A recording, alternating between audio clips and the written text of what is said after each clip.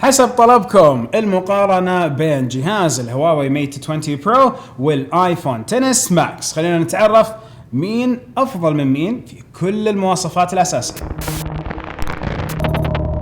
السلام عليكم ورحمة الله وبركاته، معكم فيصل السيف، والمقارنة اللي كانت حسب تصويتكم واختياركم في الفيديوهات الماضية. نتكلم على مقارنة بين الهواوي ميت 20 برو وعلى الايفون 10 ماكس. كل الجوالين هذول يعتبروا في عام 2018 أقوى ما قدمت كل واحدة من الشركات، سواء نتكلم على شركة هواوي أو شركة أبل. المميزات والأشياء المفروض كل واحد من هالجوالات ينافس الثاني فيها بشكل جدا كبير، وأيضا في معايير حنستخدمها في هذا الفيديو اللي هي الأرقام، والأرقام دائما هي تعتبر الحقائق، والمقارنة في النهاية يمكن تختلف معك لأنه أشياء إحنا فضلناها أو حطيناها في كفة أنت شخصيا تراها تكون في كفة ثانية. فبسم الله نبدأ بالتصميم والبناء. التصميم والبناء. تصميم الايفون ماكس مطابق للايفون 10 المعروف، ولكن بحجم أكبر واختلافات صغيرة تكاد لا تلاحظ.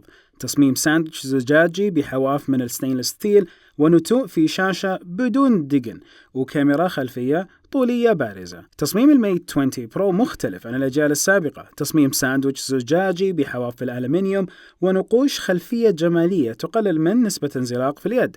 تصميم مميز للكاميرات والفلاش في الخلف، نوتش قابل للإخفاء ودقن صغيرة. الحين من ناحية الكفة ترجح عند مين؟ هي تعادل. الايفون تصميمه معروف ومرغوب من قبل الكثيرين ومصنوع من خامات ممتازة، وبرضو الميت قدم تصميم جديد بنوتش مقبول وقابل للإخفاء وتصميم كاميرات خلفية مميز. أيضا الجمال، التصميم، هذا كلها أشياء ذوق شخصي، ولكن كل الاثنين تصميم وبناء جدا مرحلة ممتازة ومتقدمة، أساس كذا تعادل. من ناحية الشاشتين فترى كل واحد من الشاشتين هذول يعطيك نمط مختلف. ليش أقول مختلف؟ هنا الجوال أعرض شاشة من جوال الميت 20 برو، ولكن الميت 20 برو موجود عندك ألوان وشيء مختلف أكثر في الألوان ونقائها، فأنت هنا يبغالك تشوف وش الأنسب لك، سواء إذا كان معيارك يدك حجم اليد، أو كان معيارك بالنسبة لك الألوان والأشياء المبتكرة زي مثلا بصمة في الشاشة. فنكمل المقارنة ونشوف الشاشة بتفاصيلها. الشاشة الميت 20 برو شاشة أموليد 6.39 إنش، تغطي 87.9% من الواجهة، دقتها 3120 في 1440 بكثافة 538 بكسل للإنش، حوافها أيضا مائلة محمية بطبقة الغوريلا جلاس. الايفون ماكس شاشة سوبر أموليد بحجم 6.5 إنش، تغطي 84.4% من الواجهة، دقتها 2688 في 1242 بكثافة 458 بكسل للإنش، وهي من زجاج مقاوم للخدوش، تدعم الترو تون وال3 دي تاتش والدولبي فيجن. الكفة ترجح عند مين؟ ممكن الشاشتين يعتبرون اثنين من أفضل شاشات هواتف حالياً. هي قريبة جدا من ناحية المقارنة، ولكن نرى أنه الكفة ترجح عند الميت 20 برو. ليش؟ لأنه كثافة بكسلات أكثر، وأيضا 87.9% أكثر كنسبة من الواجهة الأمامية أنها شاشة، بوجود الحواف اليمين واليسار تعطيك ملمس باليد أجمل. مع الاحترام والتقدير لشاشة الايفون ماكس بأنها تدعم الدولبي فيجن، ولكن المحتوى حق الدولبي فيجن حاليا جدا محدود. نظام الاندرويد باي موجود عندنا هنا، واخر التحديثات من نفس نظام الاي او اس برضه موجوده عندنا هنا في الايفون 10 ماكس. فوجود الايموشن يو اي برضه كواجهه على نفس الهواوي ميت 20 برو تعطيك بعد اضافي بالحركات والابتكارات اللي برضه سوينا لكم عليها فيديو، ولكن يظل كل واحد من النظامين وصل الى مرحله نضوج كويسه، الامان فيهم جيد. انتم وش اللي حتستفيد منه من هذه الانظمه، وهي نقدر نقول النقطة الفاصلة، وش النظام الأنسب لك؟ النظام الميت 20 برو يجي بنظام أندرويد 9 اللي هو الأندرويد باي وواجهة هواوي 9، تقدم خصائص كثيرة مفيدة من جانب الاختصارات مثل الطرق على الشاشة لالتقاط لقطة الشاشة وغيرها الكثير. أكثر ما يميز النظام هنا هو دعمه للذكاء الصناعي اللي يفيدك في أمور كثيرة، مثل تركيز جهد الجهاز في تطبيق معين، وعمر البطارية، والتصوير، وحتى برامج الخرائط وغيره الكثير. الايفون كالعادة يملك نظام الاي او اس، وبإصداره الأخير حل معظم مشاكل الإصدار السابق، وحسن نظام التنبيهات وأضاف أمور جديدة مثل اختصارات سيري. لا زال النظام سلس ويتميز بسرعة وببساطة استخدام. من ناحية الكفة ترجح عند مين؟ في هذا الوقت قد تكون هذه النقطة أي أساس اختيارك لآيفون أو أندرويد.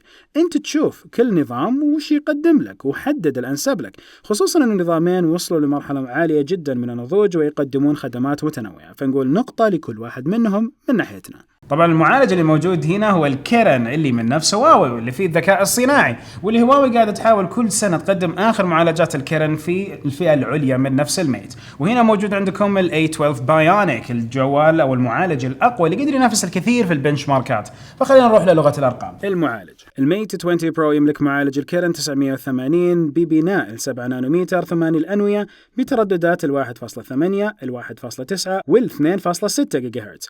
المعالج الجديد يعتبر قفزة كبيرة مقارنة بالمعالج السابق، وقدر يقدم أمور عديدة مفيدة في الميت ما كنا نشوفها بدون هذا المعالج، زي الشحن العكسي اللاسلكي اللي بنتكلم عليه بعد شوي. الايفون 10 ماكس يملك معالج ال A12 بايونيك اللي يعتبر برضه خليفة أقوى معالج العام الماضي من ناحية الايفونات.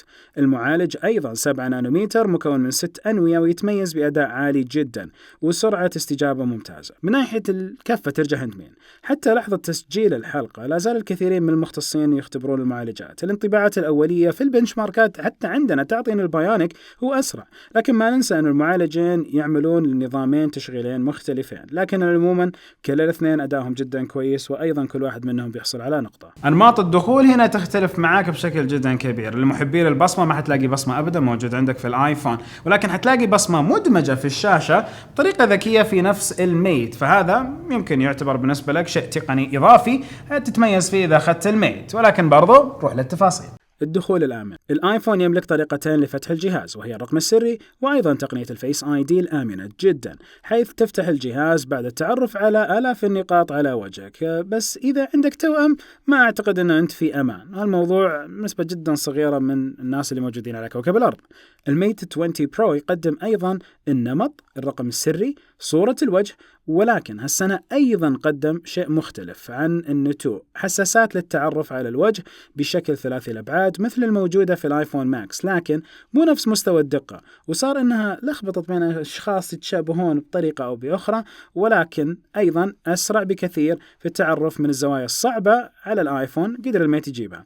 وأيضا الجهاز يقدم لك التقنية حقة البصمة في الشاشة، فمحبين البصمة موجود عندكم البصمة في الشاشة وتجربتها دقيقة وسريعة. أيضا هناك الواجهة أو المساحة السرية في الميت، بحيث يكون هناك واجهة جهازك المعتاد وهناك واجهة أخرى بتطبيقات وحسابات مختلفة يتم تفعيلها من الإعدادات. الكفة ترجع عند مين؟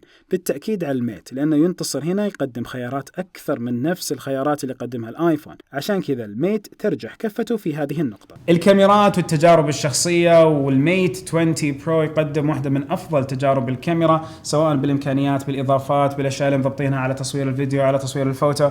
وهنا في عندكم الألوان وتضبيط الألوان اللي دائما معروفين فيها نفس شركة آبل. وعندكم البروسيسنج والمعالجة اللي تصير على كل واحدة من الصور جميلة. ولكن ما أقدر أبدا أنسى موضوع الصور لما قاعدين ناخذها وإحنا كنا في المؤتمر حق الميت 20 برو في بريطانيا، ونشوف فعليا تشبيع الألوان الإضافي كيف كان جميل. فأنت أكيد الخيار لازم يكون لك وأنت تشوف الأفضل والأنسب والأجمل لك. نقطة مهمة يا جماعة الحين من ناحية سناب شات وبعض التطبيقات، تجربة الكاميرا على نظام حتختلف على نظام ثاني، تختلف من جوال لجوال ثاني. عارفين أن سناب شات مع الآيفون جدا ممتاز من ناحية الكاميرا والكفاءة. وأيضا للتوضيح، سناب شات اجتمعت أو هواوي اجتمعت مع سناب شات لتطوير المنظومة وتعطيك نفس التجربة المفروض على نفس الميت 20 والميت 20 برو. فالميت 20 برو المفروض يعطيك نفس التجربة، وإذا صورنا سنابات وأشياء يمكن هتختلف من شخص لشخص على حسب أنت وش تشاهد في الجوال وش الجوال أيضا اللي تصنع محتوى سناب.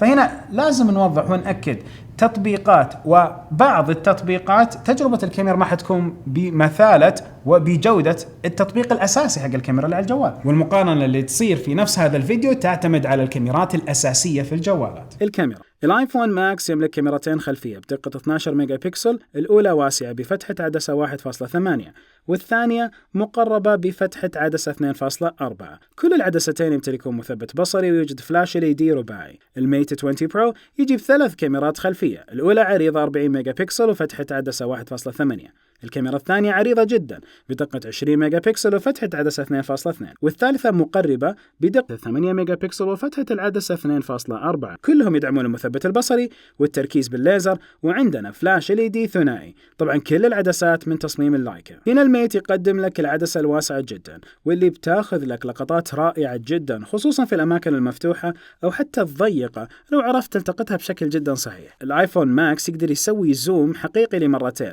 ويعطي نتائج ممتازة، لكن الميت يتفوق هنا ب3 مرات، والتفوق واضح للميت.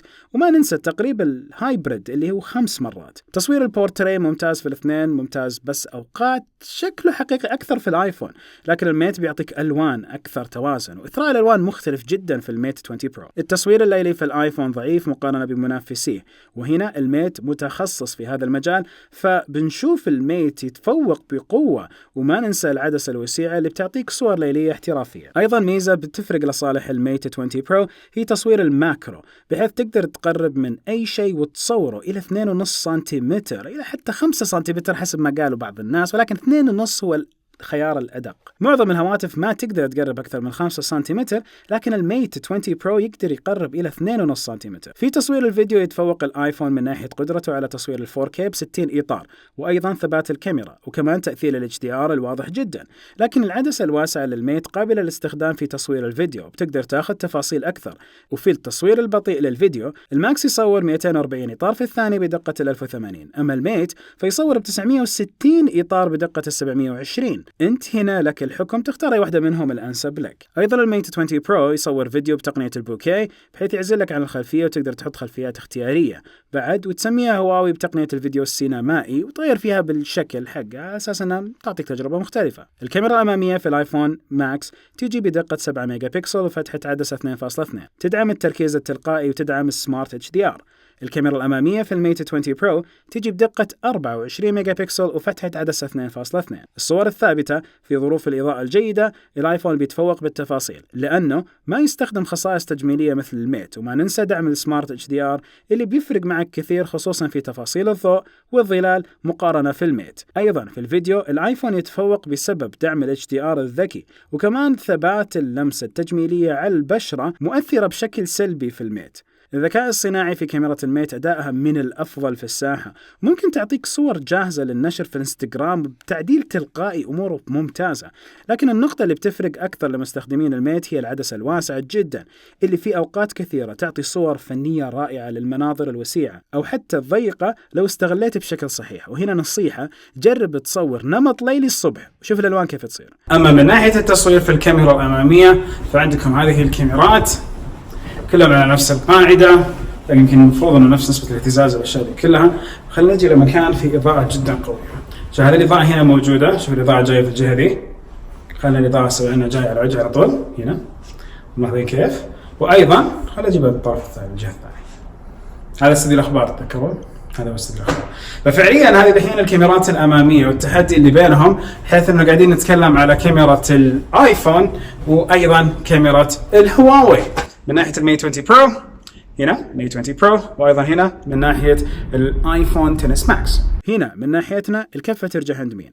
نجد تنافس كبير بين الجهازين، كلهم يقدموا مزايا رائعة مختلفة، لكن الميت 20 هالمرة قدم مزايا أكثر بكثير من اللي قدمها الآيفون، فالكفة ترجع عنده. وأكيد لك الخيار في نوع الصورة اللي شفتها عندنا، ويمكن الكفة تختلف عندك، ولكن لنا الميت 20 برو مع كل التقدير للمعالجة والتأثيرات اللي يسويها الآيفون. بالمقارنة هذه يصير شيء ما تصير في المقارنة الثانية حاليا، كون انه الميت 20 برو فيه الشحن العكسي، الشحن اللاسلكي العكسي بلا صح. الشحن اللاسلكي العكسي احط انا الحين الميت 20 برو، احط الايفون بعد تشغيل الخاصيه في نفس الميت، والاقي الايفون حق قاعد ينشحن لاسلكيا. البطاريه وكفاءتها في كل الجوالين شيء جدا جميل، كويس انه صارت جوالاتنا تقعد حوالي اليوم بالتشغيل الكامل، ولكن برضو لغه الارقام والاداء هذا شيء يفرق معنا كلنا، فنروح للتفاصيل. البطاريه، الماكس يملك بطارية 3174 ملي أمبير، تدعم الشحن اللاسلكي والسريع حيث يشحن 50% خلال نص ساعة. أبل ما توفر شاحن سريع في علبة الجهاز، يبيلك تشتريه. الميت 20 برو يملك بطارية 4200 ملي أمبير ويدعم الشحن السريع بحيث يشحن 70% في نص ساعة. أيضا يدعم الشحن اللاسلكي، والجهاز يجي معاه شاحن سريع. ويتميز الميت أيضا بميزة جميلة، هي أنه يمكنك من شحن الأجهزة الأخرى الداعمة للشحن اللاسلكي من خلال الملامسة، فيمكن اعتبار الميت 20 برو شاحنا متنقلا بخاصية الشحن اللاسلكي العكسي. الكفة ترجح عند مين؟ الميت تعود على الفوز في هذه الفقرة في كل عام، وهذا العام تفوق أيضا بفارق واضح عن بقية المنافسين، مع التقدير لكيفية إدارة البطارية من نفس الآيفونات. إمكانيات الاتصال والتخزين بمنظومة iOS جدا جميلة، وتقدر تتكلم على الاير دروب، وتقدر ترسل ملفات من جهاز لجهاز، وأنت بما أنك في منظومة أبل ومنظومة الآيفونات فأنت أمورك تمام. ولكن ما يمديك ترسل بكل سلاسة لأجهزة أخرى، على عكس الميت 20 برو، وهو الجوال نفسه كنظام أندرويد معروف بسلاسة الاتصال مع الأجهزة الأخرى. مساحة التخزين أيضا هنا موجود عندكم مساحة توازي هذه المساحة، ولكن السعر بيختلف عندكم بشكل كبير طبعا لو حطينا نفس المساحة كاختيار. ولكن أيضا موجود عندكم كارت النانو SD، كارت النانو ميموري كارد أو نانو ميموري كارد. هنا تعطيك خيار انك تضيف كرت ذاكره غير الشريحتين اللي موجوده.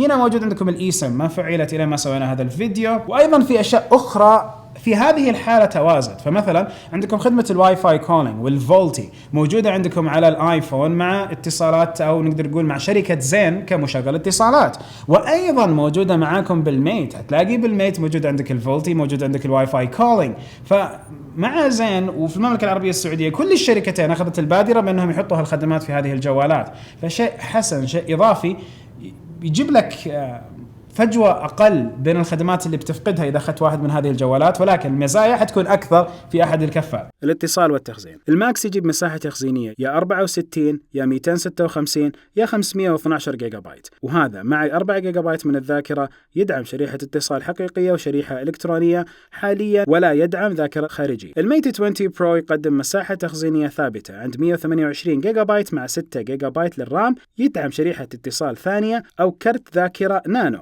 يصل إلى 256 جيجا بايت، وهي نوع من الكروت الذاكرة الصغيرة جدا ممكن تشوفها بكثرة في الفترة القادمة. الميت 20 برو يمكن أنك تحوله لجهاز كمبيوتر مصغر من خلال إيصاله بالشاشة باستخدام الوصلات المناسبة، أو حتى لاسلكيا وتحويل شاشة جهاز الميت لفارة تحكم أو لوحة تحكم. الماكس ما تقدر تحوله أبدا لكمبيوتر.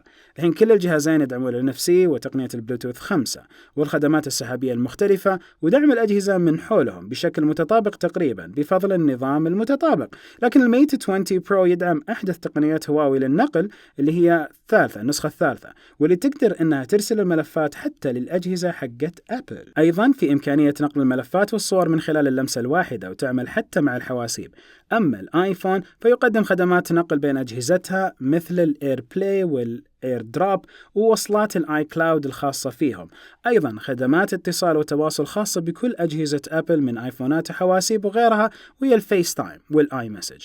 الاختبارات الأخيرة تبين تفوق الميت 20 برو في سرعة الواي فاي وال4.5G مقارنة بالآيفون ماكس، ويمكن يكون هالفرق ملحوظ لو السرعات كانت مدعومة في منطقتك. الآيفون والميت 20 برو كلهم يقدموا خدمات مدعومة من زين عندنا في المنطقة، مثل مكالمات الواي فاي والصوت من خلال البيانات، ويبغى لك تشيك على مزود الخدمة التابع عندك على أساس تعرف هالخدمات متوفرة عندك ولا لا. الكفة ترجع عند مين؟ يستحقها الميت 20 برو بكل جدارة نظرا لوفرة الخيارات مقارنة بالآيفون، وأيضا وجود دائرة انفتاح على الحواسيب وأجهزة أبل ونقل الملفات لها. مع كل الاحترام والتقدير لنفس المنظومة حقت أبل وطريقة الإير بلاي والإير دروب اللي تصير بين الأجهزة. أتمنى كل واحد من هذول الشركتين سواء شركة أبل وشركة هواوي يفتح المتاجر الرسمية حقتهم والفلاجشيب ستورز بشكل جدا كبير. هنا ما في متاجر رسمية، ولكن قادمة بشكل جدا قريب حسب معلوماتي لكل الاثنين بإذن الله. وأيضا نقطة جدا مهمة، مع كل واحد من الأجهزة إيش الأشياء اللي تجيك كمميزات. الميت 20 برو أول ما أصدر وموجود في نقدر نقول عندك في السوق حتحصل على خدمة الVIP. خدمة الVIP حتعطيك إمكانيات النقش بالليزر، بعض الأشياء والضمان على أول كم شهر من ناحية الشاشة. فهذه تعتبر إضافات، أشياء ممتازة أنت كشيء حتستفيد منه مع الجوال، هذا مع شرائه مع السعر. ولكن أيضا في إضافات موجودة، منظومة iOS، نقل الملفات والإير دروب، الإير بلاي موجودة عندكم. هنا موجودة أشياء قاعدة تحاكي فيها هواوي نفس الشيء لما سووا الكاست الخاص فيهم، لما سووا أيضا أشياء بسيطة موجودة بنقل الملفات والشير حقهم، وأشياء أبسط من البسيطة زي الانفراريد اللي ما زال موجود على فئة الميت، تخيلوا، ونشوف كامل التفاصيل. خصائص إضافية. الميت يملك تقنية سوبر كول لغرض تبريد الجهاز عند ارتفاع حرارته. الماكس لا يملك تقنية مشابهة. صحيح أن الذكاء الصناعي يعتبر جزء من النظام والمعالج، ولكن دوره الكبير في الاستخدام خلينا نذكره هنا، والسبب أنه راح يدعمك بطريقة قوية في معظم استخداماتك في الجهاز، وحيستفيد منها الكل حتى لو بدون علمهم، ويفيدك أيضا في سرعة التطبيقات وأدائها، مثل تحسين أداء الخرائط ومقارنة بالمنافسين، وأيضا في التصوير يقدم أفضل ذكاء صناعي مقارنة بالمنافسين، وأيضا يحافظ على البطارية. تقدر تقول أن الهواوي ممكن هو اللي تفوق حاليا في هذه النقطة في الساحة. لاحظ أننا نتكلم عن الذكاء الصناعي للمعالج مش المساعد الشخصي، وكل الجهازين ما يملكوا منفذ سماعة، لكن الميت بيعطيك وصلة في العلبة. لا ننسى أن الجهازين مقاومين للموية والغبار بأعلى معيار اللي هو IP68، وموجود عندك في الميت الانفراريد شوتر. الانفراريد شوتر يتحكم بالأجهزة حقة البيت، وشيء كويس إنه إلى الحين متمسكين فيها. الكفة ترجع عند مين؟ نعتقد أن الهواوي ميت 20 برو بذل مجهود جدا كبير هنا في الأشياء والإمكانيات الإضافية، فترجح الكفة له مع كامل الاحترام والتقدير لنفس الآيفون 10 ماكس. فارق الأسعار جدا كبير. لو قلنا هنا 128 جيجا بايت، هنا 128 جيجا بايت، مع الحسبان أنه هنا بيجيك الخدمات اللي ذكرتها قبل كم فقرة، اللي هي الضمان، 3 شهور استبدال، ليزر، تنظيف الجهاز، خدمة VIP. هنا ما حيجيك الخدمات كلها رغم أنك دفعت مبلغ جدا كبير. فأكيد كفة السعر مع الخدمات والامتداد تكلم هنا على نفس الميت 20 برو. ولازم نقدر مسألة المحافظة على السعر اللي يقوم فيها نفس الآيفون مع الوقت. بعد سنة سنتين ما حتلاقي راح نص قيمة الجهاز. هنا يمكن تصير أنه ينقص من قيمته شيء كبير، ولكن يظل أنت لما تبغى تستثمر في شيء تحسبها لبعدين ولا تحسبها للحين. وأنت لو تأخذ جوال وتستخدمه 2-3 وين بتروح بالضبط من ناحية السعر؟ الأسعار وخدمات ما بعد البيع. الآيفون ماكس سعره يبدأ من 4750 ريال سعودي لمساحة 64 جيجا بايت. أبل نفسها راح تبدل لك الشاشة الأمامية بحوالي مبلغ رمزي هو 600-800 ريال، وإذا انكسرت الشاشة. أما في حال كسر الزجاج الخلفي فراح تضطر أنك تبدل جهازك بآخر جديد بقيمة 2500 ريال. أيضا العلبة ما تحتوي على شاحن سريع ولا وصلة سماعة ولا غطاء حماية الجهاز. أما الميت 20 برو سعره 3300 ريال سعودي، ويتوفر في العلبة غطاء بلاستيكي للحماية، ويجي شاحن سريع والسماعات بمنفذ USB Type C، وأيضا يجي معك الوصلة. والجهاز يتوفر فيه دعم قوي من هواوي في المملكة بخدمة VIP والصيانة والنقش بالليزر على الجهاز، وأشياء كثيرة أخرى تلاقيها موجودة من هواوي هنا. الكفة ترجع عند مين؟ الميت ينتصر، ليس فقط لأن عروض هواوي ممتازة في هذه الفترة مع نفس الجوال، ولكن أيضا لأنه قاعدين نتشوق لمتاجر منهم كلهم، وهواوي هي الوحيدة اللي قاعدة تعطينا شيء كامل الحين من ناحية الجهازين. إذا تختيمة الفيديو بكل وضوح من ناحية النقاط اللي احنا شفناها هنا، وحسب ما كان نفس الأداء حق الفيديو، نقدر نقول إنه الكفة بالنسبة لي ترجح عند الميت 20 برو مع كامل التقدير والاحترام في كثير من النقاط اللي ذكرناها لنفس الآيفون 10 ماكس. ولكن الميت 20 برو وصل إلى مرحلة جدا جميلة، فالصانع الصيني صار يقدم خدمات، إمكانيات إضافية، تقنيات وأشياء ما نشوفها في جوالات أخرى، زي الشحن العكسي وزي الشحن السريع، وأشياء متميزين هم فيها وبعضها موجودة عندهم في منظومتهم. كل الجوالين قاعدين يقدموا تجربة جيدة جدا، ولكن الكفة رجحت عند الميت 20 برو، فلهم الاحترام والتقدير. وبالتأكيد أنت يمكن تفرق معك المعادلة حسب التفضيل في بعض النقاط، ولكن يظل مقارنتنا كانت مبنية على الأرقام وكانت مبنية على حقائق، ما نقدر نقول فيها غير كذا. نهاية الفيديو كل فيديو. سبحانك اللهم وبحمدك، أشهد أن لا إله إلا أنت، أستغفرك وأتوب إليك. قولوا لنا رأيكم في المقارنة، هل تجدها عادلة أم لا؟ وش ودك المقارنة الجاية بين أي جهازين؟ حطوا لنا في التعليقات، ولا تنسونا من اللايك. سبحانك اللهم وبحمدك، أشهد أن لا إله إلا أنت، أستغفرك وأتوب إليك. لا تنسونا من دعواتكم، ونشوفكم على الخير. السلام عليكم.